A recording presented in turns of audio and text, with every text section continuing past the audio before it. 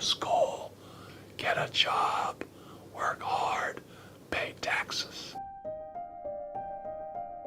Psychologists have told us that up to 70% or more of the beliefs that we acquired as children are negative, disempowering, limiting, and self-sabotaging. I say 70% of your program is from beliefs that undermine all your power. And then we walk around saying, I'm a victim, my genes are killing me, nature isn't supporting me. Well, it's time for that victim idea to end, because we now know that we are all very powerful people, that our beliefs and attitudes about life are shaping not just our internal biology, but are shaping the life that we experience in the world outside of us.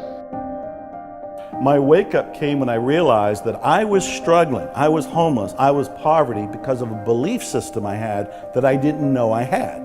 Okay, let's stop there. Everybody that's struggling is going through a belief system. They are manifesting that struggle unconsciously. They're not doing it with intent. That's why I can't say that they're doing something that is shooting themselves in the foot, because they're not doing it with conscious intent. It's coming from their unconscious program. Bruce Lipton, he says poverty is passed on. It's taught in your families. And middle class is taught in families.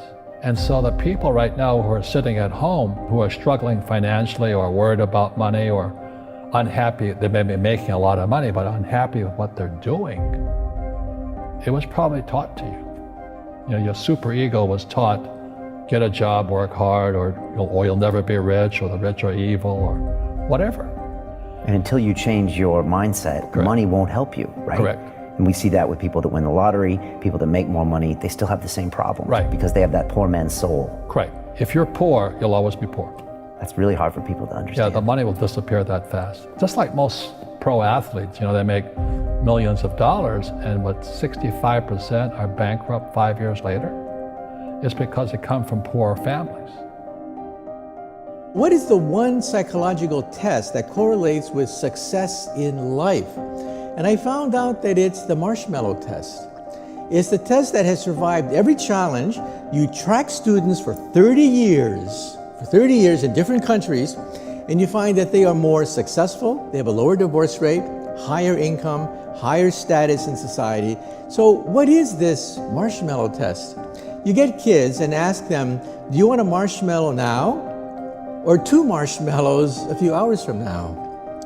And the kids that want the marshmallow now tend to be those that want shortcuts, those that don't want to do the hard work. They want the quick kill. They grab that marshmallow. But the other ones say, no, wait a minute. If I wait 2 hours, I can get 2 marshmallows. I can hold out. There's a pot of gold waiting for me. They're not going to take the shortcut. Well, it turns out that if you do the same thing with poor children, and the same thing with middle-class children, it turns out that poor children will, in general, go for the quick kill, because they know that things disappear real fast. If there's money in the house, it's gone in the future. So they learn something. And so one of the reasons why poor kids will opt for the marshmallow now is because things disappear. People steal it. People grab it and run away with it, and there you are with nothing. Take it now. That's their attitude. And they learn that. Just before birth and for the first 7 years, your brain is operating on record. It's recording behaviors. I go, recording whose behaviors? Your parents, your family, your community. And I said, why can't I make up my own behaviors? I go, because the conscious mind, the creative mind, doesn't kick in until about age 7. Before age 7, the mind is working at a different vibrational frequency called theta. Theta is imagination. So a child is in theta for the first 7 years, but theta is also hypnosis. And I said, why would nature do that? Why should it make my first 7 years programmable? And the answer is simple. How many rules do you have to learn to become a functional member of a family and a community? An infant needs to learn 100,000 facts. I go, how can you teach an infant 100,000 facts? How do you teach a 1-year-old a fact? If the brain is operating in theta, it just records like a video camera. The behaviors that are fundamentally in your subconscious mind, think about it. They're not your creation. The fundamental behaviors in your subconscious mind, how to respond to life and how to behave, came from observing other people. And all of a sudden I say, oh my God, then the programs in your subconscious mind do not necessarily match your wishes, your desires, what you want from life. They match the programs of other people. And therefore, when you're operating from the subconscious programs, you're not operating from what you want. You're operating from the behavior that you were downloaded with by observing other people. And that's why it's so difficult to get to your destination using the programs in your subconscious mind, because they weren't designed by you or for you. You have to really face the ruthless reality, the ruthless truth, that what you're getting in your life is a direct result of your beliefs. Your beliefs are controlling your thoughts are controlling your actions are controlling what the experience you're getting out in the real world. So back it all the way to the beliefs again. We got to find out what are the beliefs creating the reality you have, change those beliefs. You're going to have different thoughts, you're going to have different actions, you're going to have different results. It's going to be this domino effect. But it's got to start, not with the actions out here. It is one way to begin it, but I find it easier, more efficient and effective to come all the way back and start there. These people don't believe it'll work for them. These people that are struggling don't believe, first of all, they don't believe the information works at all. They just think it works for other people. I remember talking to a friend about affirmations, and she said, I tried affirmations. Affirmations don't work for me. And I looked at her and I said, do you realize affirmations don't work for me is an affirmation? She did not. And that is what's going on with people, is that they're telling themselves things that they don't realize is programming them for the very lack they're experiencing.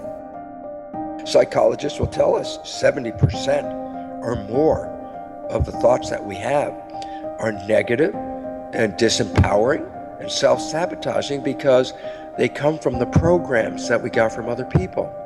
So it basically says, the moment you are thinking, the behaviors that are running you are no longer yours, they're other people's behaviors, and they don't support who you are. Here's the simplest conclusion. I rewrite all the negative beliefs that have taken me away from my goal, my destination, my wishes. I rewrite all the negative ones, and I put in positive ones. Put yourself into a state of hypnosis, which is a low brain frequency, like a low alpha vibration or theta vibration. That operational state of the brain at that low vibration, theta or low alpha, is the functional equivalent of hypnosis.